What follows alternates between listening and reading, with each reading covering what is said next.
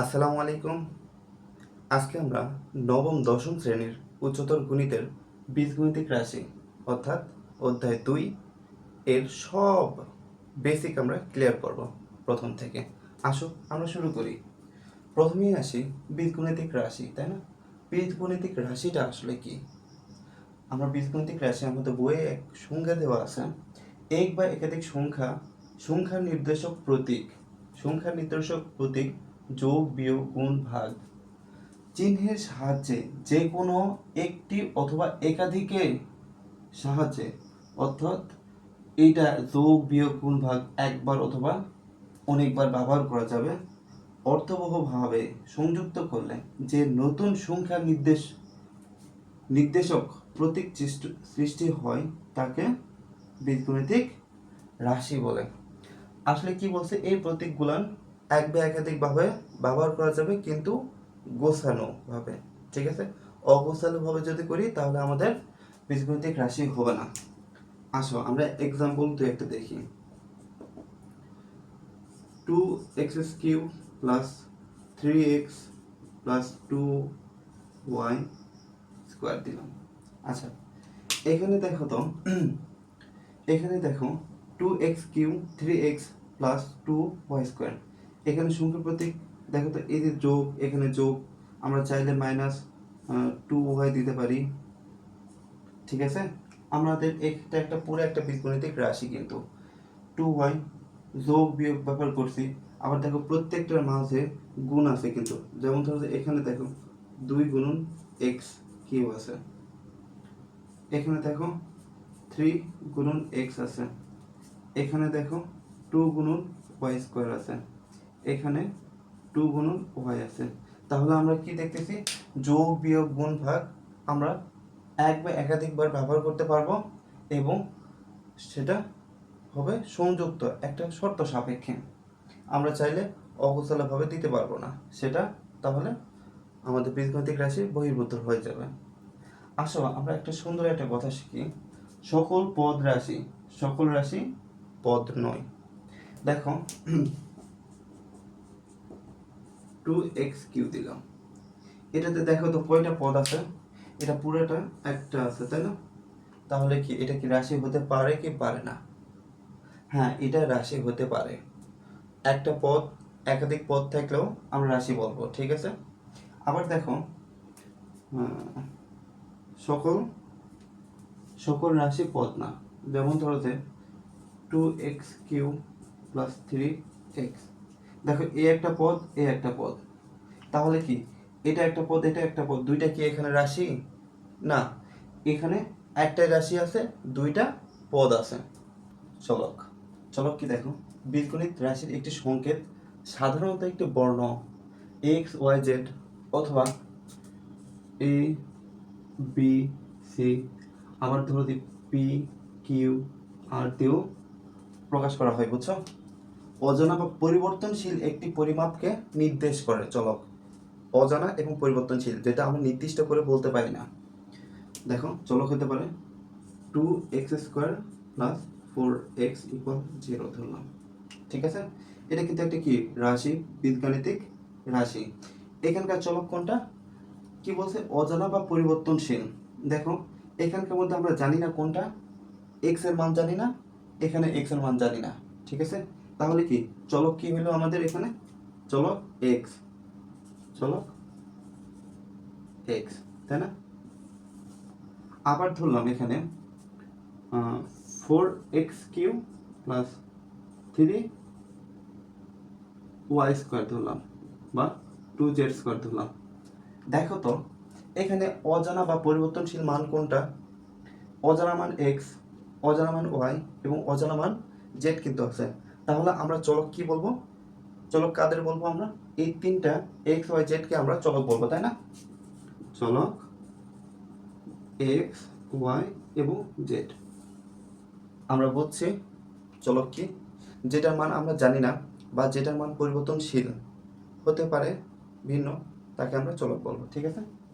এবার আসি ধ্রুবক কি। দেখো রাশির একটি নির্দিষ্ট সংখ্যা বা প্রতীক যা বিভিন্ন অংশে অপরিবর্তনশীল থাকে, এটা কি পরিবর্তনশীল আর এটা অপরিবর্তনশীল। ঠিক আছে, দেখো 2x² প্লাস 4x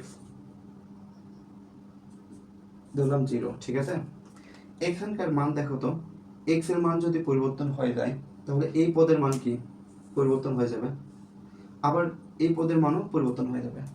যদি এখানে ধরলাম একটা 6 আছে, ঠিক আছে, অথবা ধরলাম এখানে a আছে। ঠিক আছে, দেখো x এর মান যদি পরিবর্তন হয়ে যায় তাহলে কি এর মান পরিবর্তন হবে, হবে না কিন্তু। তাহলে কি আমরা দেখতে পারি, যেটা অপরিবর্তনশীল সংখ্যা বা প্রতীক যা বিভিন্ন অংশে অপরিবর্তনশীল তাকে কি বলবো, ধ্রুবক পদ বলবো। তাহলে এটা কি ধ্রুবক পদ।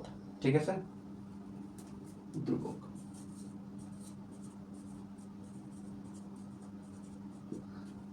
ধ্রুবক পদ। আচ্ছা, আবার একটা দেখি, ধরলাম 4x³ plus 3y² plus 6 equal 0। আচ্ছা, তোমরা কি বলতে পারবা এখানে কোনটা ধ্রুবক পদ অথবা কোনটা চলক? এখানে দেখো x এবং y এর মান আমরা জানি না, x এবং y এর মান পরিবর্তন হতে পারে যে কোনো সময়। আবার দেখো 6 এর এই পদ, এই পদের মান কি নির্দিষ্ট, 6, বাড়বেও না কমবেও না কিন্তু। তাহলে কি এটা কি ধ্রুবক পদ? এখানে x এর মান যদি পরিবর্তন হয় পুরো পদের মান পরিবর্তন হবে, y এর মান যদি পরিবর্তন হয় তাহলে এই মাঝের পদের মান পরিবর্তন হবে। তাহলে চলক কি x এবং y, চলক x y, ধ্রুবক পদ 6। ঠিক আছে, আচ্ছা আমরা পরের অংশে আসি এবার। বহুপদী, যে রাশিতে একাধিক পদ বিদ্যমান তাকে বহুপদী বলে। একটা রাশিতে একাধিক পদ, যেমন 2x² plus 3y² plus 2z equal 0, এটা একটা রাশি। এই রাশিতে কি বলছে, একাধিক পদ। দেখো তো এখানে একটা, এখানে একটা, এখানে একটা, কি 3টা পদ আছে না? তাহলে কি এটা একটা কি বহুপদী হতে পারে না? হ্যাঁ, অবশ্যই এটা একটা বহুপদী। আবার দেখো 3x³ প্লাস 4x² আবার 6 ইকুয়াল 0। দেখো এখানে কয়টা পদ, একটা, দুইটা, তিনটা। তাহলে কি এটা একটা বহুপদী না? হ্যাঁ, অবশ্যই বহুপদী। এখানে চলক কোনটা আছে, চলক শুধু আছে x, ধ্রুবক কোনটা 6, 6 পদের মান কোনো পরিবর্তন হয় না, যার কারণে 6 ধ্রুবক পদ। আচ্ছা, এবার আসি আমরা, আচ্ছা সবগুলা কি রাশি, দেখো তো x⁴n ইকুয়াল x⁻, আচ্ছা x⁻n 1 ডিভাইডেড x⁻n। আচ্ছা দেখো তো x⁻n ইকুয়াল 1 ডিভাইডেড x⁻n না? এটা তাহলে কি হতে পারে বলো? যদি আমরা গুণ করে দেই, এটাকে আশেপাশে নিয়ে আসি, ধরলাম x⁻n, এটাই পাশে আসলে গুণ হয়ে যাবে, তাই না? x⁻n equal 1। x⁻n মানে কি, পাওয়ার মাইনাস থাকলে কি নিচ দেয়, 1/n x⁻n, কাটাকাটি যাচ্ছে 1, 1 ইকুয়াল 1, 1টাকে এই পাশে আনলে এই পাশে 0, 0 ইকুয়াল 0। তাহলে কি এটা কি কোনো রাশির মধ্যে পড়লো? আমরা সবগুলো দেখলেই যে রাশি হবে বা বীজগাণিতিক রাশি হবে তা তো না, বা দেখলাম দেখে কি বুঝে গেলাম এটা একটা বহুপদী রাশি, তাও না। আমাদের একটু যাচাই বাছাই করতে হবে। আসো আমরা পরের অংশে আসি। এবার দেখব আমরা বহুপদী রাশির মাত্রা, মুখ্য পদ, মুখ্য সহগ, মুখ্য ধ্রুবক পদ। দেখো বহুপদী একটা দেওয়া আছে 5x³ plus 2x² plus 3 equal 0, একটা বহুপদীতে আছে। তাহলে তার মাত্রা কত হবে? মাত্রা কাকে বলে দেখো, সর্বোচ্চ মাত্রায় বহুপদীর মাত্রা নির্দেশ করে। সর্বোচ্চ মাত্রা মানে যে পদের উপর যে চলক, পদের চলকের উপর সর্বোচ্চ পাওয়ার থাকবে তাকে মাত্রা বলা হবে। দেখো এইখানে একটা পদ 5x³ আছে, একটা পদ 2x² আছে, 3 আছে, 3টা পদ আছে। 5x³ মানে কি x এর উপর পাওয়ার 3, বাকি 2টা রুট থেকে বেশি পাওয়ার, এই কারণে সর্বোচ্চ মাত্রায় বহুপদীর মাত্রা মানে কি 3। তাহলে এই এই যে বহুপদী একটা রাশি আছে, এই মাত্রা তাহলে কত হবে 3 মাত্রা অর্থাৎ মাত্রা কত 3 ঠিক আছে। এবার আসি মুখ্য পদ কি সর্বোচ্চ মাত্রাযুক্ত পদকে মুখ্য পদ বলা হয়। সর্বোচ্চ মাত্রা আছে কত সর্বোচ্চ মাত্রা কত আমরা দেখলাম 3 এখন কই আছে এই যে প্রথম পদে আছে তাহলে এটা কি মুখ্য পদ কত মুখ্য পদ 5x³ ঠিক আছে। দেখো এবার মুখ্য সহগ মুখ্য পদের সাথে যে সহগ থাকে আমরা তো জানি সহগ কি সহগ হচ্ছে xyz বা যেটা অজানা প্রতীক তাহলে কি মুখ্য পদের সাথে যেটা যে সহগ থাকে দেখো এখানে মুখ্য পদ কত 5x³ এই যে পদের মধ্যে আছে কি সহগ কোনটা আছে সহগ কত x আছে তাহলে মুখ্য সহগ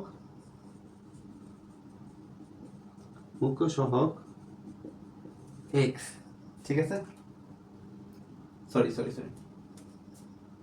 মুখ্য সহগ 5 ঠিক আছে। এবার আসি ধ্রুবক পদ চলক বর্জিত পদ আচ্ছা দেখো এখানে চলক বর্জিত পদ কোনটা এখানে চলক আছে x এখানেও আছে x এখানে শুধু 3 আছে তাহলে এখানে কি চলক নেই তাহলে ধ্রুবক পদ কোনটা চলক বর্জিত পদ ধ্রুবক পদ কত 3 আচ্ছা তোমরা বলো তো এখানে চলক কোনটা আমরা জানি এখানে অজানা প্রতীক থাকতে শুধু x আছে তাহলে চলক x। এবার আসি আমরা আদর্শ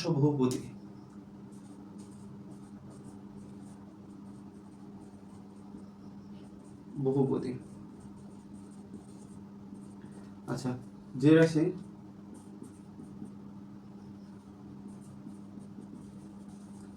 বীজ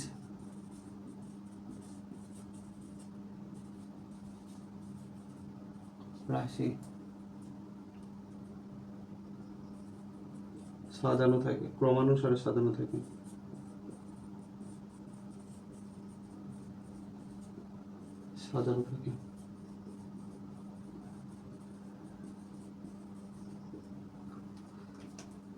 দেখো আদর্শ বহুপদী যে বীজগাণিতিক রাশি ক্রমানুসারে সাজানো থাকে দেখো এখানে 5x² প্লাস 2x³ প্লাস 3 দিলাম ইকুয়াল 0 দিলাম দেখো তো এখানে কি ক্রমানুসারে সাজানো আছে ছোট থেকে দেখো ছোট এটা 2 মাঝখানে বড় আবার এখানে যদি চিন্তা করি তাহলে x⁴ আছে দেখো তো এটা কি একটু বিশৃঙ্খলা দেখাচ্ছে না যদি এমন হতো ধরো এমন আছে 3x⁴ plus 5x² plus 2x³ equal 0 আমরা এটাকেও আদর্শ বহুপদী বলতে পারি ঠিক আছে।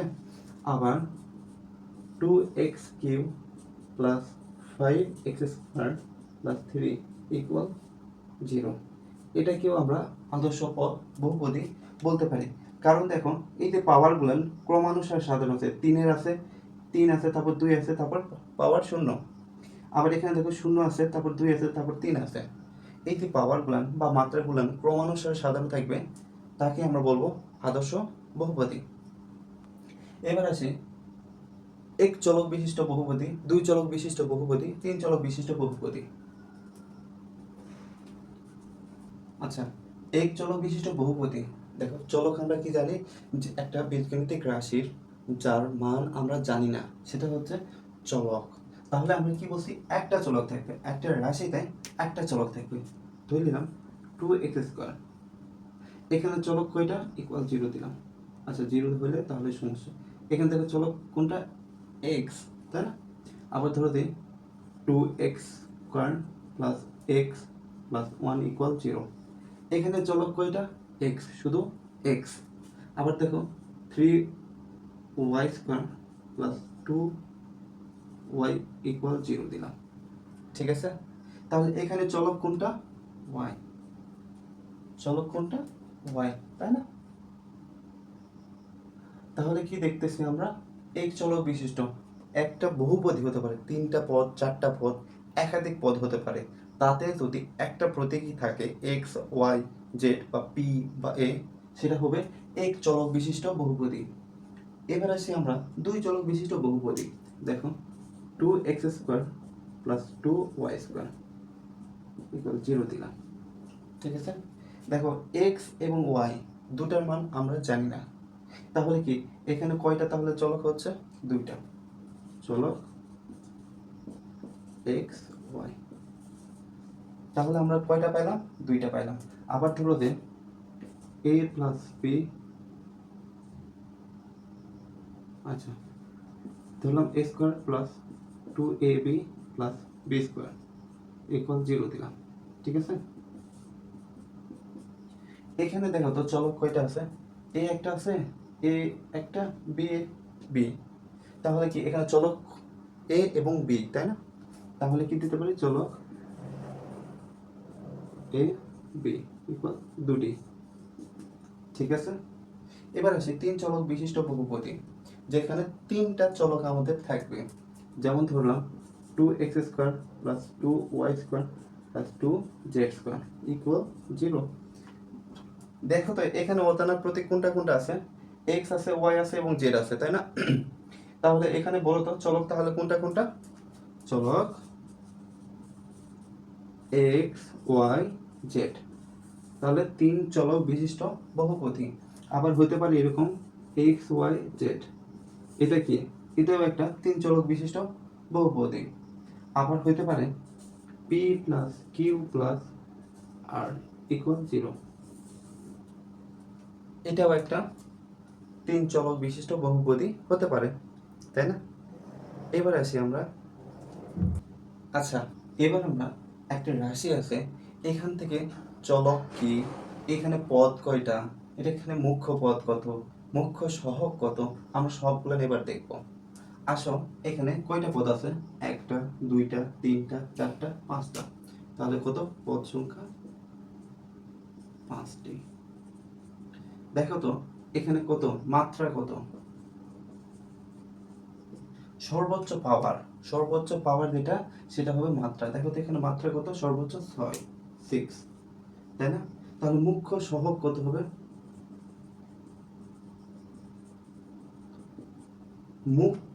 মাত্রা সর্বোচ্চ মাত্রাযুক্ত চলকের সাথে যা থাকবে সেটা হচ্ছে মুখ্য সহগ। দেখো x এর পাশে কিছু কিছু নাই, মানে 1 গুণ আকার আছে, তাহলে আমরা লিখতে পারি মুখ্য সহগ 1। ঠিক আছে, তাহলে মুখ্য পদ কত? মুখ্য পদ সর্বোচ্চ মাত্রাযুক্ত পদকে আমরা বলবো মুখ্য পদ। তাহলে কত এটা? এটা x⁶। এবার হচ্ছে চলক ধ্রুবক, ধ্রুবক পদ।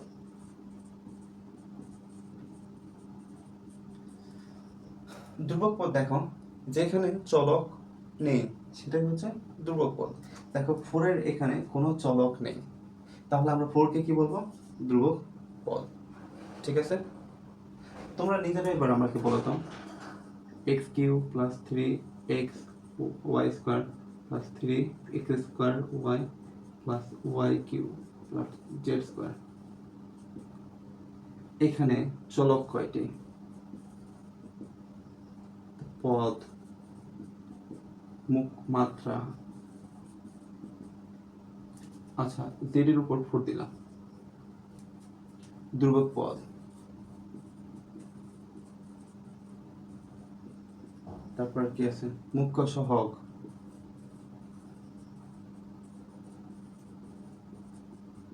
আচ্ছা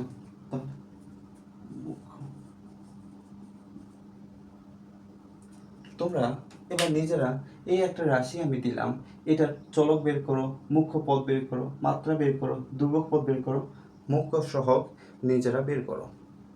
ঠিক আছে, আসি এবার আমরা পরের অংশে।